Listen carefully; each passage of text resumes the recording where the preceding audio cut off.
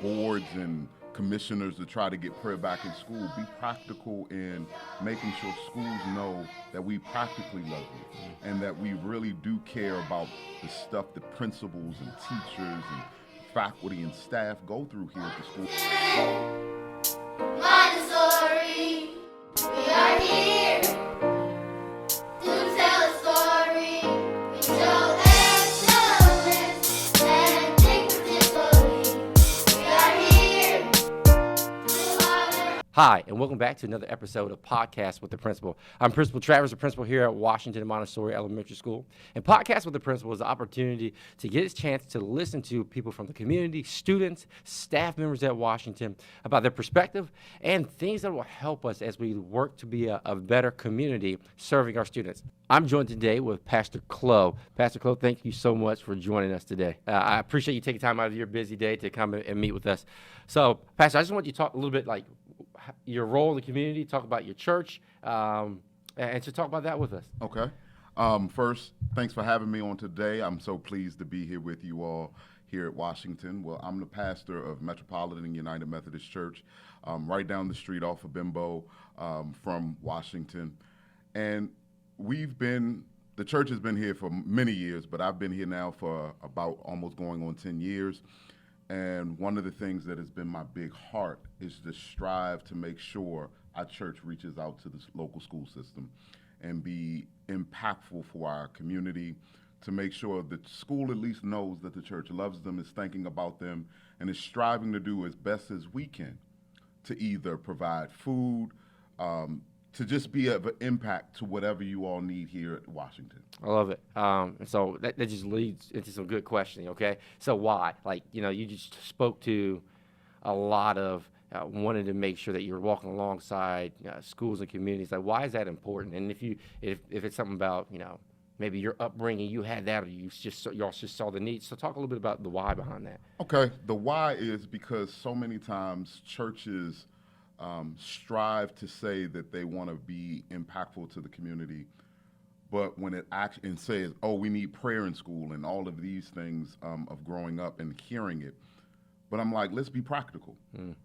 Not just try to get boards and commissioners to try to get prayer back in school. Be practical in making sure schools know that we practically love you and that we really do care about the stuff that principals and teachers and faculty and staff go through here at the school, and then our young people who are impacted sometimes by not having all of the proper resources that the states can give. And so how can a church strive to, at least, if we can't give thousands of dollars to maybe pay for a position and things like that, we can at least show practical love to say that we want to be of service to our teachers and our principals and secretaries, staff, whatever it may be, so that you all know we're loved. And so for me, even growing up, I saw when my pastor came into the school system and was there. And so that was important for me to make sure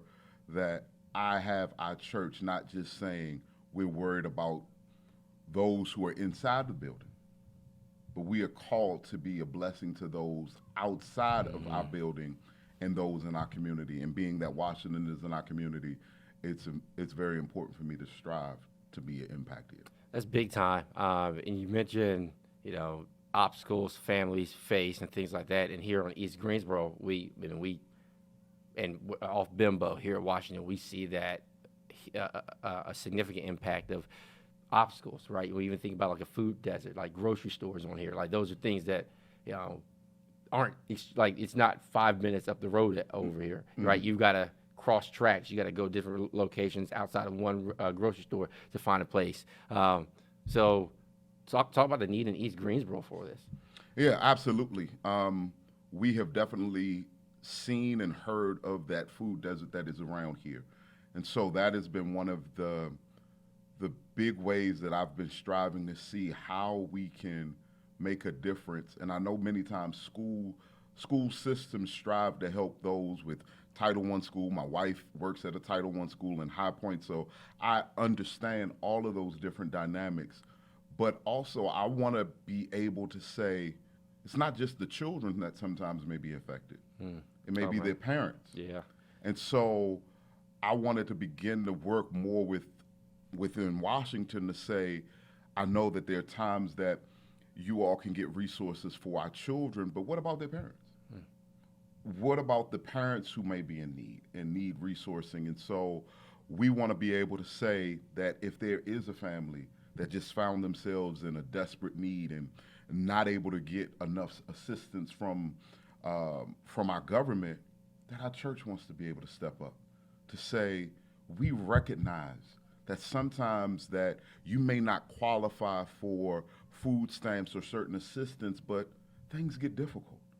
And maybe you just need that a little push to help you get a hand up and not just a hand out from somebody. And we want to now say to Washington, to Principal Travers, that if that is the case, Metropolitan is going to be there to strive to do as best as we can to help in trying to help ease the pain of those who are facing difficulty with food issues. Yeah, that's so real. You know, we get a chance to see that student that comes into the building and they are carrying so much. They carry, you know, in their hearts, in their head, in their actions, the weight of what their parents are dealing with, right? And there has to be those eyes in the community saying, okay, I see the kid, but what are you going through, mom, dad, auntie, uncle, grandma, grandpa? What are you going through that we can walk alongside with you? And, you know, one of the things I love was when you came over for our community reader day, because, you know, part of being in the work is being able to see the people, right? It's hard to know what folks go through if you're distant and you're away. But you can't write into the building. Why is it so important that community partners, people that want to walk alongside schools, get into spaces where students, parents, people are at to see the impact and why is that important? Because sometimes, again, we just talk what we want to do and never really do it. And the time that I came in when I'm asked to possibly come and read, I have not. All of my children now are grown. My youngest child is a freshman at A&T, and so I don't have a child biologically in a school system, but I want to be able to say, to have young people at Washington to say, that pastor who doesn't have a kid here, who doesn't really know anybody here, is willing to come and read because he wants to ensure that he encourages us to read. Because one of the things that I had an issue with growing up when I was in elementary school, I hated reading in public. You're not alone. I'm with you. I was right with I could not stand it. I get to a point where I remember sitting at the kitchen table crying. My dad was like, read it. And I'm like, I just struggled to read. Yeah. And I couldn't stand elementary school. Absolutely. Not one little bit, because that's where you were like having to thrust it, like reading is not an option, right? Yes, sir. And I mean, I can remember where I was looking at the paragraphs as the teacher we would go on a line. And I'm not even listening to what my other friends are reading. I am reading what my paragraph is going to be to make sure. With my loud voice, there was times I would stutter. And so I hated it. But being now that I'm a pastor, I have to read in public all of the time. I want to come back and encourage that young person who maybe struggled like I did. And to let them know, yep, I didn't get it when I was your age. There were times that I was frustrated. And so I want to encourage you that, yes, there's still times I have anxiety about even with children's books. Yeah. There are times where I remember the last time I came and read, I wanted to make sure I read that book thoroughly because I didn't want that old trauma from me being as a child to resurface while I'm reading to other young people. Yeah. So that's why it's important for me to make sure kids know that sometimes it's hard to get through this reading, but if you keep working at it, somebody keeps encouraging you, you can strive, and then maybe one day be in a position where you read out in public, where you never thought you would be in that position. Is that, you know, I've run into so many people with that exact same story. Couldn't stand reading, couldn't stand speaking in front of public. But now this is what I do every single day, right? Yeah. This is how I make my living. This is how I feel like I make my impact, right? This is where I'm called to do. I'm called to be in a place where I speak to folks. Got two more questions for you, okay? messaging to people who are apprehensive about coming into buildings to come alongside schools and students and families, like what would your messaging be to them if they're, there's a variety of reasons. Some people might not sure that they can make the impact or have that connection with the kid, or might not feel like they're comfortable with that. Like what would good messaging to those folks be? I guess the primary thing I would say is those anxieties, yes, they exist. I know sometimes children, being around children pretty much all of my professional life, children sometimes will be brutally honest. Very brutally honest. And the closer they get to you, the more brutally honest they are, right? So they may speak about your clothing or certain things like that, but realizing that they're worth it. It is worth striving to make an impact in that next generation. Because if we aren't willing to do it, who's going to do it? Right. Because working even with A&T to the level that I do with our campus ministry, realizing that education, the departments are shrinking. They don't have people striving to be teachers. And then, again, I make mention of my wife being a teacher, my first cousin being a principal. I've seen that when there were young teachers coming in, there were many that after a year or two are like, I got to find something else to do. It's tough work. Yes, because they didn't realize in certain systems how many obstacles that there would be. So if we're not willing as community leaders, churches, whatever it may be, to help fill in the gap, who's going to do it? Then we can't complain about the young people that we feel, they got to have something to do in the afternoons. Are you going to come up with a program for them to do something in the afternoon? Yeah. What? Can't the school do anything? How much resources do you think a school has? All right. So why are we on a corner saying that we are praying for a community and we don't actually want to put our feet where we say we're praying for? It's easy to say, I'm praying for those in prison, I'm praying for those at school. But until my prayer matches my walk, my prayer is so ineffective. And so that's why if you have a gift even of administration, organizing, you can come and help librarians, whatever, just organize. It may not be the impact of being with the teacher or the student itself, but whatever your gift is, gardening, coming out and just saying, you know what, I'm going to make sure I get the weeds up to help the school system, to beautify the school. If you have any type of gift, I'm sure school system can use that. So just step out, and then I'm telling you, the young people's faces, the smiles, while they can be brutally honest, to see the joy a young person has when they're expecting you to come in. I've been a lunch buddy at other schools where it's Pastor Chloe coming today. And I get there, and they're so excited to see me. And so, therefore, that excitement of seeing that joy in a young person, I think is well worth any anxiety you may have.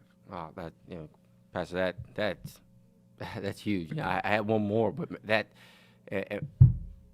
you mentioned lunch buddies, and there's just the saying of it takes a village, right?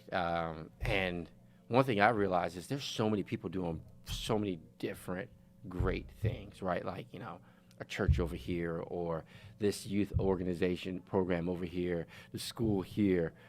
And it's important for us to connect, right? Because when we realize that, you know what, I see this same kid, you're seeing the same kid, now we can start to have a conversation. The community coming around the kid, and everyone, what the entities in the community being a partner. Talk to me like why is it important for us to connect and not work in silos? Because many times when we work in silos, we only look at our pain. We only look at what I need.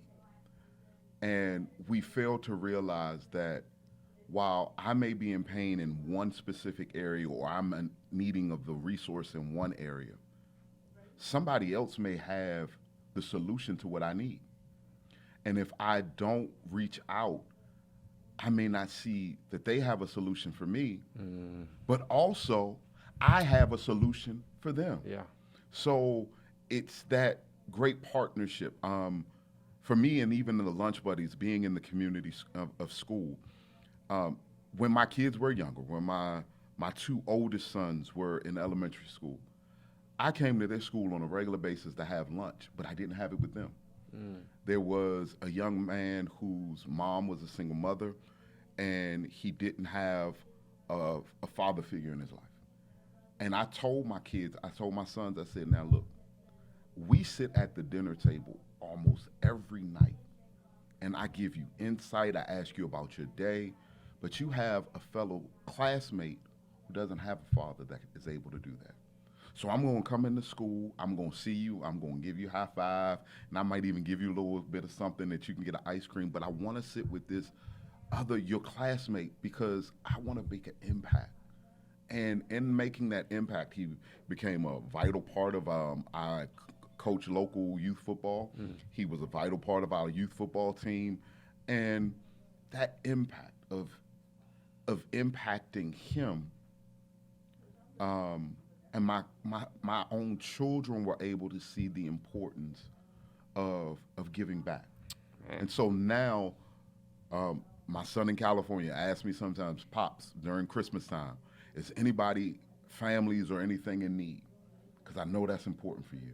So I want to be able to give what I have to those young people who may be in need. And so when we get away from the silos of only thinking about me, myself, and I, and my family unit, we're able to see our larger community and realize the beauty of when we're able to really, truly walk in community together. Wow. Yeah. I mean, this is definitely an amazing opportunity for me just to sit here. I thought we can go all day. Yeah. Shout out to Cheyenne and Young, cousin. Yeah, my first cousin, my sister cousin. Yeah. There it is.